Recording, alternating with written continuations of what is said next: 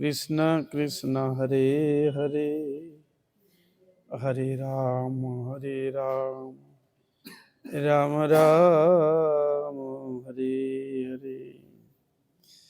রাধা চিন্তা নিবেশন যস্য কান্তি বিলোপিতা শ্রীকৃষ্ণ চরণম বন্দে রাধালিঙ্গিত বিগ্রহম মহাভাবস্বরূপিতম কৃষ্ণ প্রিয়া বরিয়সি প্রেম ভক্তি প্রদে দেবী রাধিকেতং নমাম্যহম। শ্রীকৃষ্ণ চৈতন্য প্রভু নিত্যানন্দ শ্রী অদ্বৈত গদাধর শ্রীবাসাদি গৌর ভক্তবৃন্দ। হরে কৃষ্ণ কৃষ্ণ কৃষ্ণ হরে হরে হরে রাম রাম রাম হরে হরে। যার করুণায় ভগবত করুণা লাভ হয় সেই পরমারাধ্যতম পরম কারণিক শিল গুরুপাদ পদ্ম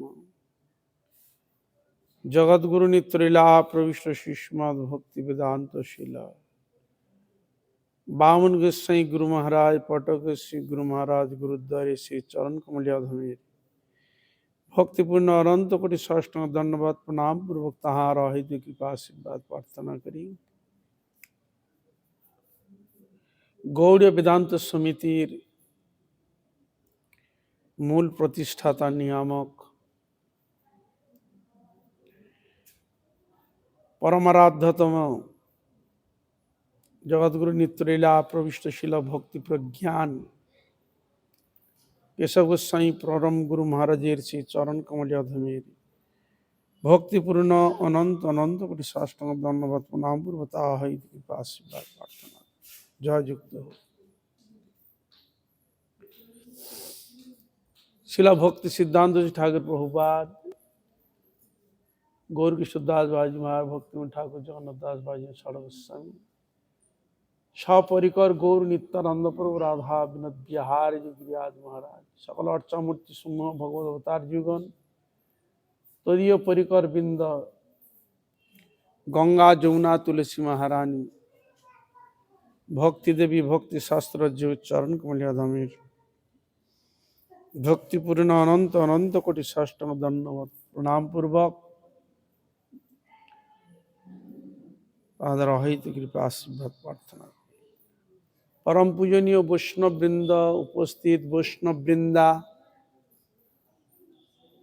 বাচ্চা বাচ্চা সকলের চরণে অধমের যথাযোগ্য ধন্যবাদ প্রণাম। আপনারা কৃপা করুন, আশীর্বাদ করুন যেন নিত্যকাল হরিগুরু বৈষ্ণবের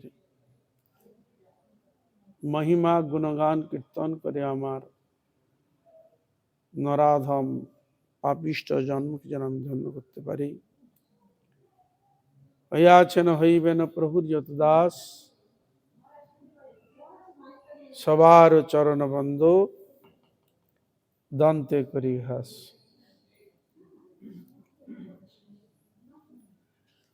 অদ্য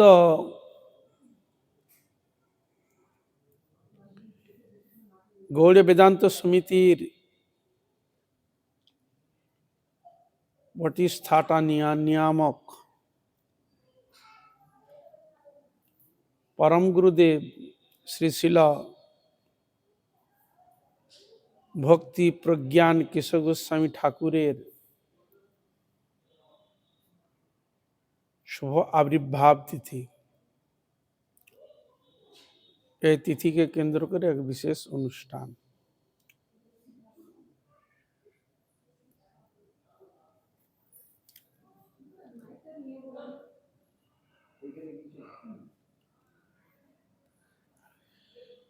শিল ভক্তি প্রজ্ঞান কেশব গোস্বামী ঠাকুর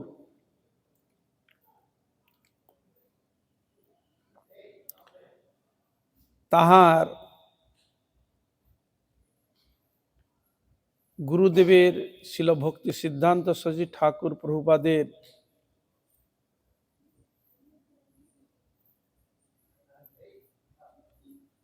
যে তার গুরু মহিমা এবং তার বৈশিষ্ট্য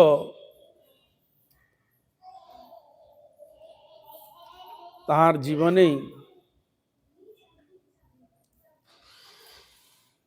স্বয়ং আচরণ সবকিছু তিনি জগৎকে দিয়ে গেছেন।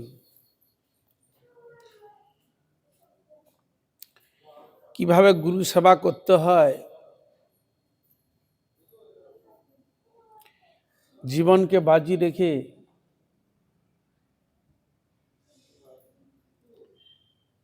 জগৎকে শিক্ষা দেওয়ার জন্য তার দিব্য চরিত্র কথা, তার চরণে বাণীরূপ কিছু পুষ্পাঞ্জলি প্রদান করব।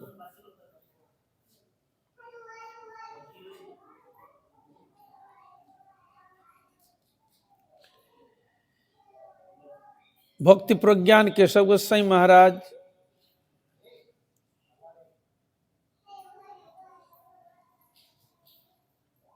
তিনি তার গুরু ভক্তির সুষ্ঠু পালনের আদর্শ রেখে গেছেন।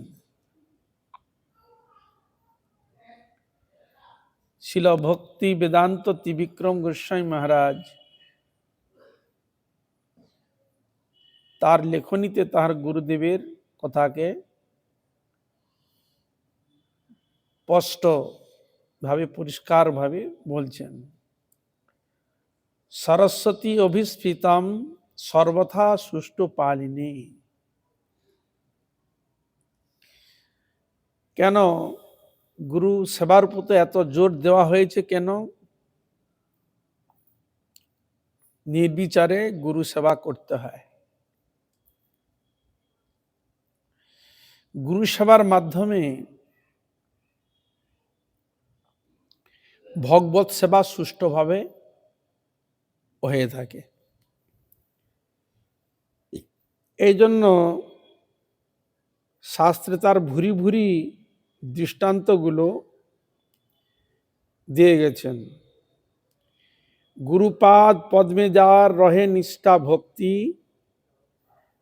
জগৎ তারিতে সেই ধরে মহা শক্তি।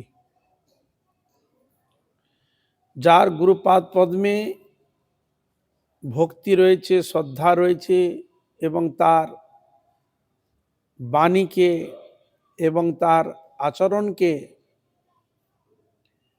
পূর্ণ মাত্রা নিজের জীবনেই নিজে তার স্বয়ং আচরিত মূর্তি। গুরুদেব তিনি যেটা চেয়েছিলেন তাই তিনি করেছিলেন। অভিস্ফিতম ছিল ভক্তিনাথ প্রভুপাদ তিনি যেটা করতে চেয়েছিলেন তাই তিনি করেছেন। উদাহরণস্বরূপ চৈতন্য মঠের বহু সম্পত্তি ছিল, যে সম্পত্তিগুলো সহজে সেবায় লাগাতে পারতেন না। যাদেরকে দিয়েছিল দেখভালের জন্য তারা সব নিয়ে নিত। ছিল কেশব গোস্বামী ঠাকুর ওই সেবার ভারকে পূর্ণ মাত্রায় যাতে ভগবানের সেবায় লাগানো যায় উদ্ধার করে, তাই উনার উপর দায়িত্ব দিয়েছিলেন। কয়েক মাসের মধ্যে মহাপ্রভুর সেবার বহু কিছু সংগ্রহ আদায় করে ভক্তি সহিতা প্রভুপাদের মনোবাসনা পূর্ণ করেছিলেন। শিষ্যের কাজ কি? গুরুর প্রীতিবিধান করা, গুরুদেবের মন অভিশ্রুতকে পালন করা, এটা হলো শিষ্যের কাজ। এই যে গুরুপাদ পদ্মে এরকম নিষ্ঠা ভক্তি যদি না থাকে, এত বড় গুরুভার গ্রহণ করার সমর্থ হয় না। আর গুরুর আদেশ মানে গুরু তাকে সেই কার্য করার শক্তিটা প্রদান করেন। এই আদেশের মধ্যে একটা শক্তি রয়েছে, যে শক্তি যত বাধা বিপত্তি আসুক না কেন তাকে টলাতে পারবে না, সত্য থেকে ভ্রষ্ট করতে পারবে না, সেই কাজকে সে সুষ্ঠুভাবে করতে পারবে। তাহলে গুরুর আশীর্বাদের মাধ্যমে, বাক্যের মাধ্যমে আর কৃপা সংযোগ হয়েছে, আর কার কৃপা সংযুক্ত রয়েছে? ভগবান গোবিন্দের কৃপায় সংযুক্ত রয়েছে। এই যে বলছে গুরু কৃপা মানে ভগবত কৃপা। তাহলে গুরুর কৃপার দ্বারা সাধুগুরু বৈষ্ণব ভগবানের কৃপা লাভ করা যায়। কিন্তু আমাদের তো সেরকম গুরুর প্রতি বিশ্বাস শ্রদ্ধা তো নেই, এই জন্য আমরা সাধন ভজনে পিছিয়ে আছি। বিচার করে দেখলে আমাদের নিজেদের প্রতি যতটা ভক্তি শ্রদ্ধা রয়েছে, কিন্তু গুরু বৈষ্ণবের প্রতি অতটা শ্রদ্ধা ভক্তি আমাদের নেই। যেটুকু আছে উপরে উপরে দেখানো, পুরো মাত্রায় নেই। কিন্তু শিলভক্তি সিদ্ধান্ত সচি ঠাকুর প্রভুপাদের সবার নিমিত্ত নিজেকে সম্পূর্ণ সমর্পণ করেছে। শিষ্য সম্পূর্ণ গুরুদেবের চরণে নিজেকে সমর্পণ করে দেয়, তার বলতে আর কিছুই থাকে না। শরীরটাকার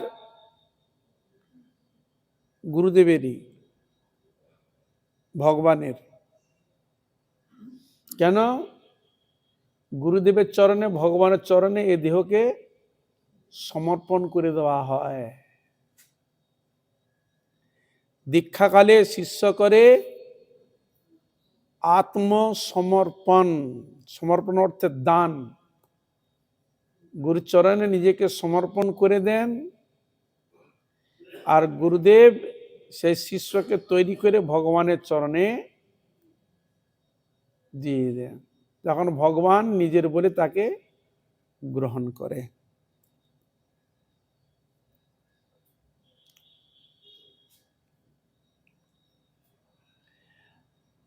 আর কি বললেন?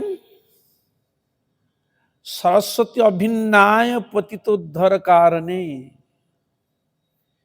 জীবকে উদ্ধার করবে কার কৃপায়? গুরু কৃপাতে। গুরু কৃপা যদি না হয় তাহলে উদ্ধার করা সম্ভব নহে। তার উদাহরণ কিসে পাওয়া যায়? এই জীবন থেকে যতদিন তিনি জীবিত ছিলেন তা তো তিনি সেবা করেছেন প্রত্যক্ষীভূত, এবং তার বাণী এবং তার আদেশ নিজের জীবনে সম্পূর্ণভাবে পালন করেছেন। তার মধ্যে বিরাট শক্তি রয়েছে। কি শক্তি? গুরু কৃপা শক্তি রয়েছে। সে গুরু কৃপা শক্তিতেই সম্ভব। তাই বললেন গুরুপাদ পদ্মে যা রহে নিষ্ঠা ভক্তি, জগৎ তারিতে সেই ধরে মহাশক্তি। এই যে মহাশক্তি ধরে, যাতা শক্তি নাই, মহাশক্তি। গুরু কৃপা হি কেবলম। এই জন্য সাধন ভজন করার পূর্বে আগে গুরুদেব সম্বন্ধে ভালো করে জানতে হয়।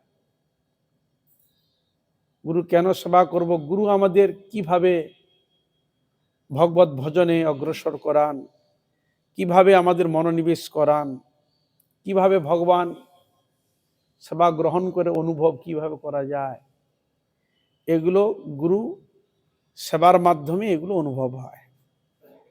যার যতটা গুরুদেবের প্রতি শ্রদ্ধা ভক্তি রয়েছে সে ততটুকু জানবে।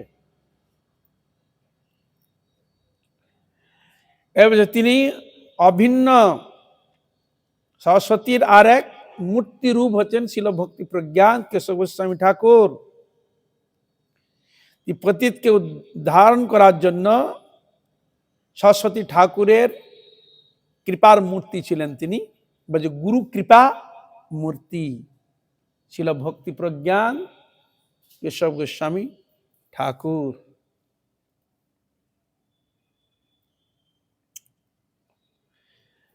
তিনি শাস্ত্র সিদ্ধান্ত বিষয়ে অত্যন্ত সুতীক্ষ্ণ, ভগবত কৃপা শক্তির দ্বারা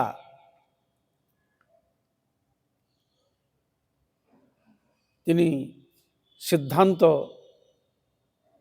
করতেন কঠোরভাবে।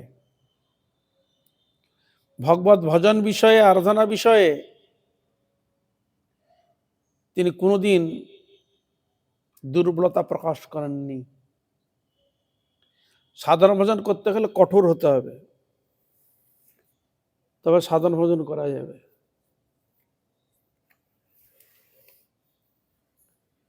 এই বলছেন বজ্রাদপি কঠোরায় চাপ সিদ্ধান্ত নাশিনে। সিদ্ধান্ত বিষয়ে তিনি অত্যন্ত সুতীক্ষ্ণ ছিলেন। যেখানে সিদ্ধান্তের ভুল ভ্রান্তি সেখানে তিনি সেটাকে নাশ করার জন্য শাস্ত্র যুক্তির দ্বারা স্থাপন করতেন। অপসিদ্ধান্তকে তিনি কঠোর হস্তে দমন করতেন। সাধন ভজন ক্ষেত্রে তাকে অত্যন্ত সতর্ক হতে হয়। জীবকে তিনি শিক্ষা দিয়ে, দেখো এই জগতে সব থাকবে, ভালো মন্দ সবই থাকবে, সংসারে সকালে সব জিনিসটা যে করবে এমন তো কোনো কথা নয়, কিন্তু সাধন ভজন বিষয়ে তাকে অত্যন্ত কঠোর হতে হয়। আমরা এগোতে পারছি না কেন? পিছন থেকে এটা কেউ কিছু বলে দিলে পিছিয়ে চলে গেলে, হরে বাবা রে, এগুলো আমার দ্বারা হবে না। না, হরি ভজন করতে গেলে, হরি আরাধনা করতে গেলে, বিশেষ করে সাধন ক্ষেত্রে ভগবানের প্রতি সম্পূর্ণ বিশ্বাস, গুরু বৈষ্ণব বিশ্বাস রেখে তাকে সাধনে এগিয়ে যেতে হবে, পিছিয়ে গেলে যাবে না। এনারা কোনোদিন পিছাননি, অগ্রসর করে দেয়। তাই এসেছিল, তার ক্ষেত্রে দেখিয়েছিলেন কত বাধা বিপত্তি এসেছিল কিনা বলুন। ভক্তি সিদ্ধান্ত ঠাকুর প্রভুপাদ যখন নবদ্বীপ পরিক্রমায় বেরিয়েছিলেন, সে সময় অবস্থায় ইট, পাটকেল, গরম জল কত কি ছুড়ে দিয়েছিলেন। শিল ভক্তি সিদ্ধান্ত সেটা প্রভুপাদকে ওই অবস্থা ক্ষেত্রের মধ্যে প্রভুপাদকে নিয়ে এসে এক ঘরে সেখানে প্রভুপাদের বস্ত্র আদি নিজে গ্রহণ করলেন, আর ওনার বস্ত্রগুলো প্রভুপাদকে দিলেন। করে প্রভুপাদকে তিনি নির্বিঘ্নে নিয়ে চলে গেলেন স্বস্থানে। তাহলে ওই সময় তো আরো বিপদ হতে পারত। ওই সময় যে চেঞ্জ করার কারণ কি? যদি ও আসে জানবে ওই পোশাক পরে, ওই পোশাক পরেছিল, তাহলে এই হবে, তাহলে আক্রমণ কোথায় হতো? ওনার উপরে আসতো। তাহলে নিজের জীবনকে বাজি রেখে জগতের মঙ্গলের জন্য যে গুরুদেবকে নির্বিঘ্নে মঠে নিয়ে এসেছিলেন, আর সকলে ভয়ে, জীবনের ভয়ে সব চলে গেলে ধার উদ্ধার হয়ে গেছে, প্রত্যেকের জীবনে ভয় আছে তো, সব ছেড়ে দিয়ে পালিয়ে গেছে। আর উনি নিয়ে এলেন।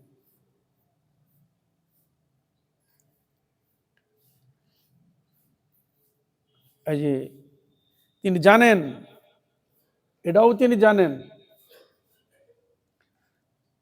যে এই যে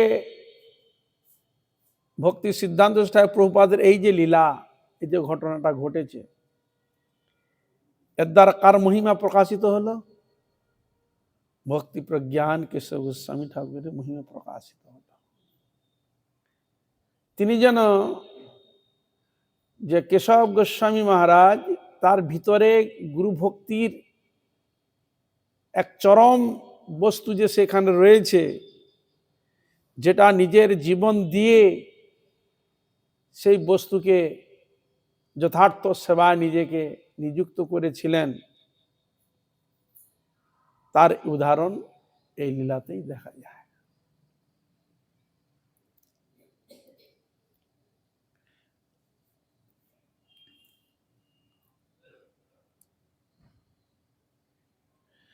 আর যেখানে তিনি যেতেন, হরিকথা বলতেন, সেখানে কিছু না কিছু আলোড়ন সৃষ্টি হয়ে যেত, আলোড়ন সৃষ্টি হয়ে যেত বিশাল। সকল গুরু ভাই হরিকথা বললেন, এবার উনি যখন বলতেন, সকলে একবার হাঁ করে বললে, মানে কি, মানে একবার যেন বলছে সিংহ, সিংহ যেমন গর্জন করে, এই জন্য তার প্রণামতি করছে, আচার্য সিংহ রূপিণী শ্রী শ্রীমৎ ভক্তি প্রজ্ঞান কেশবাইতি নামি। সিংহের মতো যখন উঠতেন সভায়, একবার সিংহের গর্জনে কি হয়, অন্যান্য হিংস্র প্রাণী ভয়ে পালিয়ে যায়। সেরকম হরিকথা বলতেন, দুষ্টু ব্যক্তি যাদের মধ্যে সাধন ভজনের মধ্যে নানা রকম প্রশ্ন, নানা রকম জঞ্জাল, নানা রকম ভাবনা প্রকট করার যে প্রবৃত্তি থাকে, উনি উঠলেই একটা শব্দ দিলেই সকলেই চোখ ধীর স্থির ভাবে শুনতেন।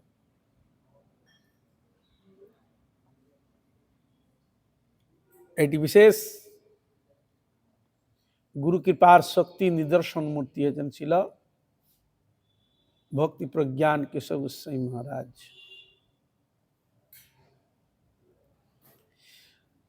স্বার্থ স্বার্থে নিবৃকায় কুসঙ্গ পরিহারিণে, তিনি নির্ভীক বক্তা ছিলেন। সত্যকে প্রতিষ্ঠা করতে গিয়ে তিনি অন্যায়কে কোনোদিন প্রশ্রয় দিতেন না। অন্যায় যদি একবার, সত্য ব্যক্তি যদি অন্যায় একবার যদি ভুলবশত মানে সমর্থন করে দেয়, অন্যায় যদি এসে যায়, তাহলে সত্যের গুরুত্বটা হালকা হয়ে যায়। এই জন্য তাহারা সত্যের মূর্তি, সত্য রক্ষার মূর্তি, সত্য পালনের মূর্তি,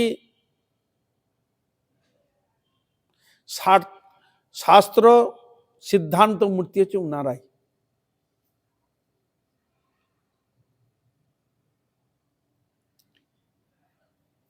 যেসব জায়গা কুসঙ্গ অর্থাৎ সাধন ভজনে অনেক কিছু আচার আচরণ যদি ডিসমিস থাকে, উল্টো পাল্টা থাকে, তিনি নির্ভীকভাবে সেগুলোকে পরিহার করার জন্য, ওই জঞ্জালগুলো পরিষ্কার করার জন্য তিনি কঠোরভাবেই শাস্ত্র সিদ্ধান্ত দ্বারা জানা দেন।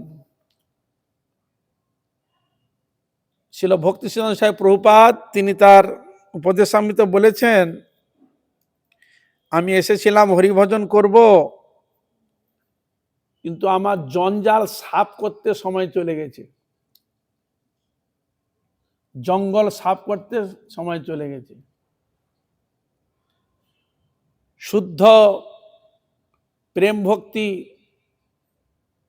জগতে মহাপ্রভুর বাণী দিবেন, সেখানে যদি অশুদ্ধ জিনিস গাছপালা আচার আচরণ যদি গন্ডগোল হয় তাহলে সাধনের ভিত আসে না, নিষ্ঠা হয় না, আচরণের গন্ডগোলের নিষ্ঠা চলে যায়।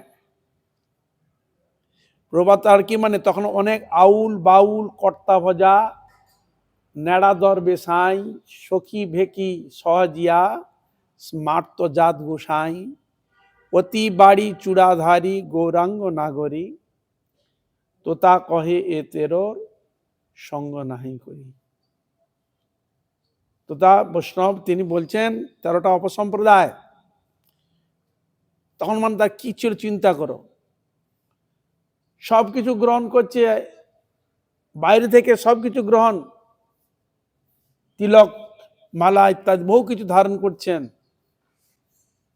কিন্তু আচরণ ছিল ঈশ্বরমুখী নয়। যেগুলো শাস্ত্রে ভগবত ভজন করতে গেলে যেগুলো নিষেধ করা আছে, নিষেধ নামা করা আছে, সে নিষিদ্ধ বস্তুগুলো তাহারা গ্রহণ করত। তা এই জন্য আমরা এই জগতে সব বস্তুটা বুঝতে পারি না, কেন একই রকম দেখতে, তো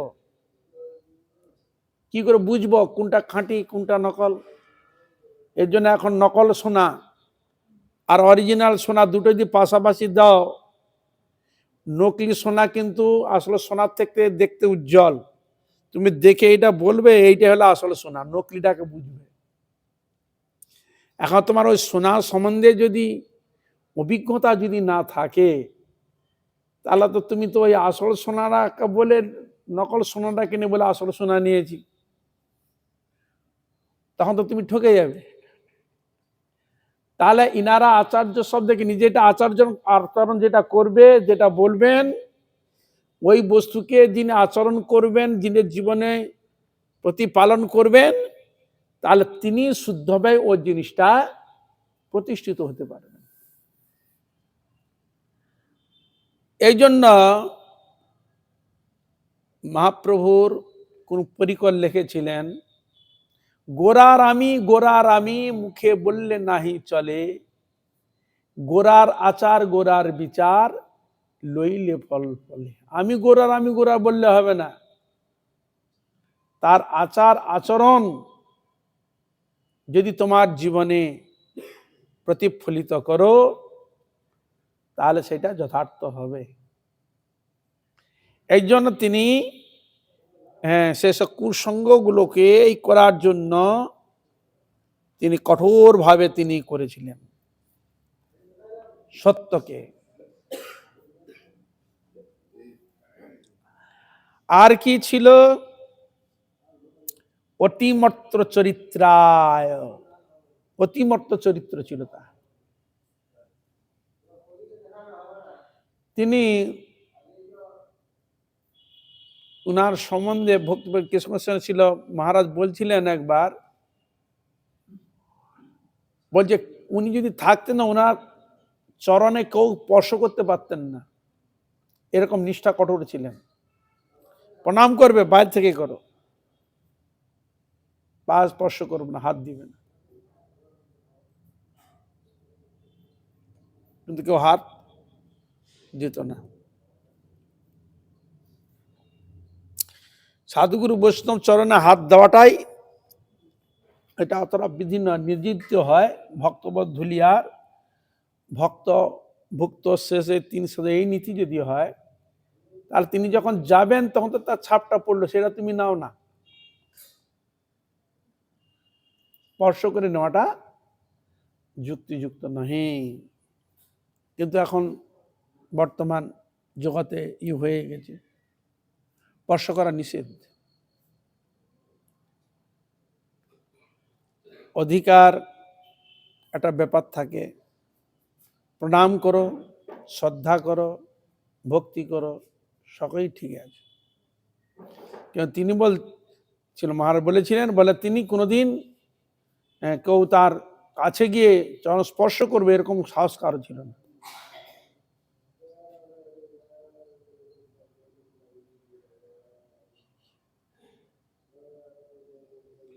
বৈষ্ণবের চরণ স্পর্শ করা অধিকার যোগ্যতা, সেটাও একটা থাকার ব্যাপার চাই।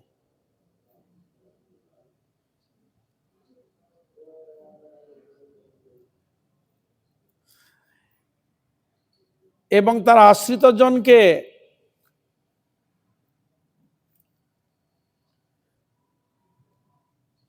তিনি পালন করতেন শাস্ত্র শিক্ষা আচার আচরণের দ্বারা। তিনি যেমন কঠোরও ছিলেন, আবার ছিলেন স্নেহ প্রীতিতে, ছিল খুব দয়ালু, খুব নরম। সিংহ তার কাছে তার শিশুগুলো অনায়াসে খেলাচ্ছে, তার কাছে নরম হয়ে আছে। অন্য প্রাণী এলে তাহলে গর্জন করে উঠবে। কিন্তু শুদ্ধ আচার আচরণ, নিষ্ঠাবান, ভক্তিপরায়ণ সাধুগুরু বৈষ্ণবের অনুসরণে যারা তাদের প্রতি অত্যন্ত ছিলেন কোমল, মানে নরম।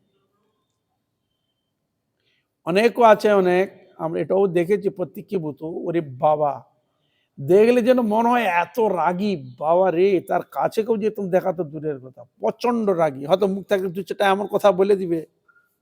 এমনও দেখা গিয়েছে অন্য অন্য জায়গায়, এমন অন্য সাধু সন্তও থাকে। তার মানে কি সে ওই রকম ধরনের? বলছে না, নিজেকে সাধনকে ঠিক মতো রাখার জন্য তার কাছে আজ কেউ আসবে না, আমার সাধন ভজনে বাধা হবে না, সেই জন্য কঠোর থাকে, খুব কঠোর। আর জানে সম্বন্ধে তার কাছে শ্রদ্ধা ভক্তি আছে, চুপ। ছিল বংশীদাস বাবাজি, সিদ্ধ গৌরকিশোর দাস বাবাজি, ইনারা যখন থাকতেন, সেখানে বাইরের লোক গেলে চুপ করে থাকতো, এক কথাই বলতো না, চুপ করে রয়েছে। বাবা আসুন একটু দর্শন দেন, কোনো কথা নেই, চুপ করে আছে। মাঝে মাঝে যখন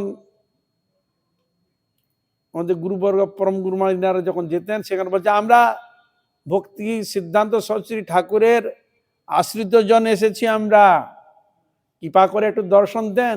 ও সরস্বতী, আচ্ছা, তাড়াতাড়ি বেরিয়ে চলে আসতেন। নে প্রণাম কর, কি করে বল, নে আমাদের আশীর্বাদ করুন, আমরা যে ভরিবার মনে।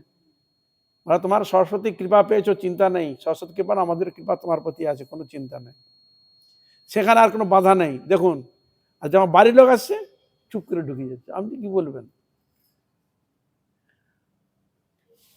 অনেক ক্ষেত্রে স্থান কাল পাত্র অনুযায়ী অনেক কিছু জিনিস এরকম থাকে, সাধনকে রক্ষা করতে গেলে, ভজনকে রক্ষা করতে প্রয়োজন হয়। আমি আপনার কাছে একজনের উদাহরণ দিয়েছিলাম, একজন বেশ নাম করা সাধু, সাধন ভজন করেন খুব, একটু আড়ালে থাকে, কিন্তু তার মধ্যে দু একজন কেউ যদি জানে, বলে সাধু সন্ত তো এসছে এখানে, সাধন ভজন করতে এসছে,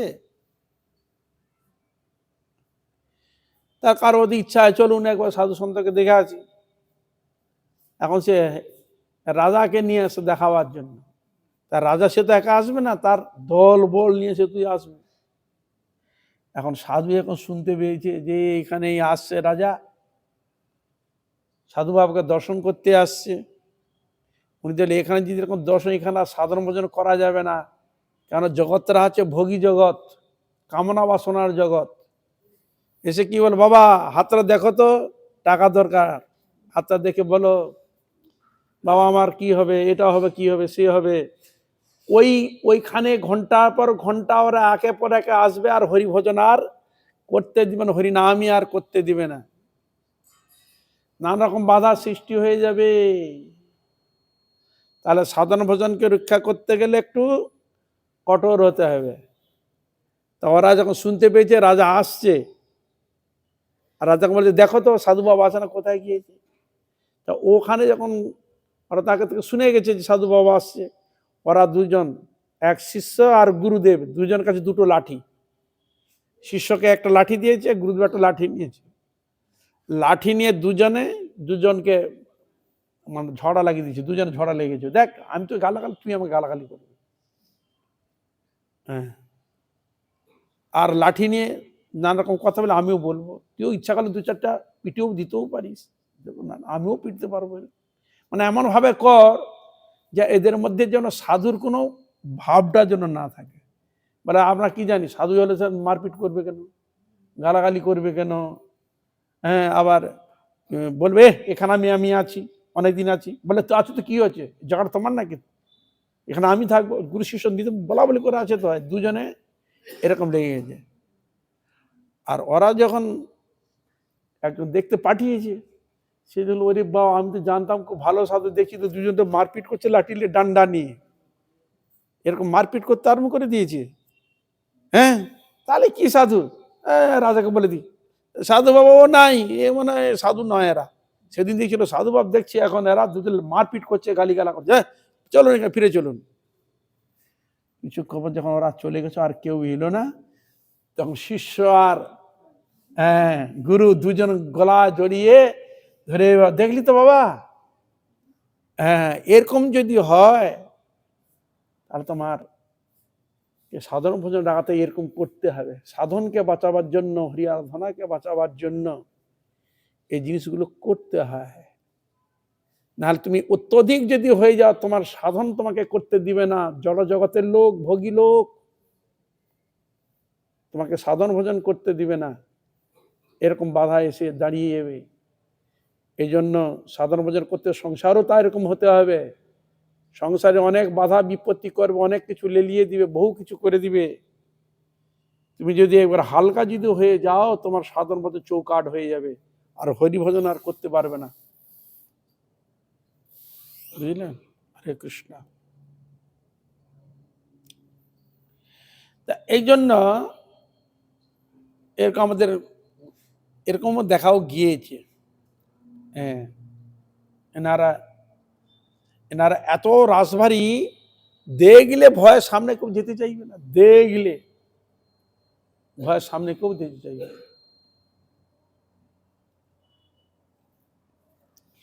আর জীব দুঃখে সত্রায় শ্রীনাম প্রেমদায়। মহাপ্রভু যেন প্রেম দান করেছিলেন, সেরকম ইনারাও জীবের জন্যে দুঃখিত হতেন। জীব যদি কৃষ্ণ ভজন যদি না করে, হরি আরাধনা যদি না করে, তাহলে এরা আবার অন্য কোনো জনিতে আবার চলে যাবে। আবার অন্য জনিতে চলে গেলে ওই ঘুরপাক খেতে খেতে খেতে খেতে অনেক জন্ম চলে যাবে, অনেক সময় চলে যাবে, গোবিন্দের কাছে ফিরে যেতে পারবে না। যেসব মনুষ্য রয়ে অনেক পুণ্য ফলে, অনেক স্বীকৃতি ফলে মনুষ্য জন্ম পেয়েছে, তাদেরকে কৃষ্ণ নাম দিয়ে, মহাপ্রভু যে নাম দিয়েছিলেন জীবকে উদ্ধার করার জন্য, যে নাম প্রদানের কথা, প্রসার কথা বলেছেন, সেই নামকে দিতে হবে। তার নামকে দিতে গেলে একটা সংস্থা তো তৈরি করতে হবে। তাই তিনি সংস্থা তৈরি করলেন, নাম দিলেন কি? শ্রী দেবানন্দ গৌড়ীয় মঠ, আর সমিতির নাম দিলেন গৌড়ীয় বেদান্ত সমিতি।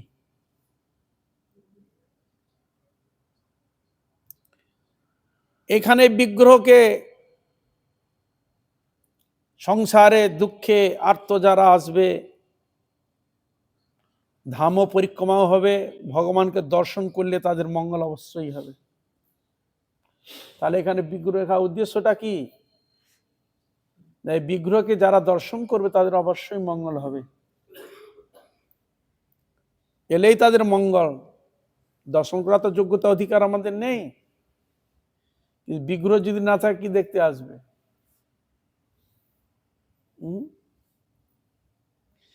এই জন্য তিনি ভক্তির আশ্রমকে তিনি তৈরি করলেন, যেখানে সৎসঙ্গ করার সুযোগ পাবে, হরিকথা শ্রবণ করার সুযোগ পাবে, ভগবত দর্শন করার সুযোগ পাবে, মহাপ্রসাদ গ্রহণ করার সুযোগ পাবে। এমনকি শ্রীধাম নবদ্বীপে শ্রীমৎ চৈতন্য মহাপ্রভু কৃপা ভূমির আশীর্বাদও সে লাভ করতে পারবে।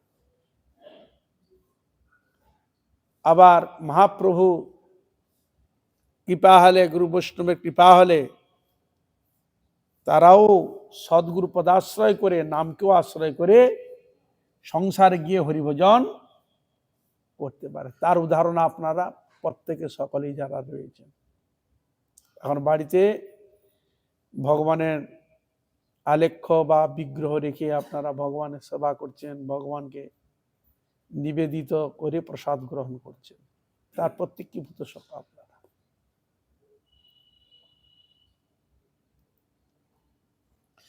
তার শ্রীনাম প্রেম জগৎকে প্রদান করতে হবে, জগৎকে দিতে হবে। তাহলে সেই আশ্রমের কি কি নিমিত্ত? বিষ্ণুবাদ প্রকাশ হয় কৃষ্ণ কামৈক চারিণী। কৃষ্ণ সেবা করবে, কৃষ্ণ প্রীতিবিধান করবে এবং তার ভক্তের প্রীতিবিধান করবে। যে প্রীতিবিধান নিত্য গোলক বৃন্দাবনে যেসব পরিকর সে ধামে থেকে ভগবানের নিত্য সেবায় নিযুক্ত থাকেন, এখানেও গুরু গোবিন্দের ভগবানের বিগ্রহ সেবার দ্বারা ওই নিত্য গোলক বৃন্দাবনের সেবা অনুভব করবে। একই এখানে সেবা করে যে অনুভব, ওইখানে সেবার অনুভব এখানেও অনুভব করতে পারবে, ভগবানের সেবার মাধ্যমে অনুভব করতে পারবে। তা কৃষ্ণ সেবার নিমিত্ত। আর কৃষ্ণ সেবায় যখন নিজেকে নিযুক্ত করবে তখন কি থাকবে?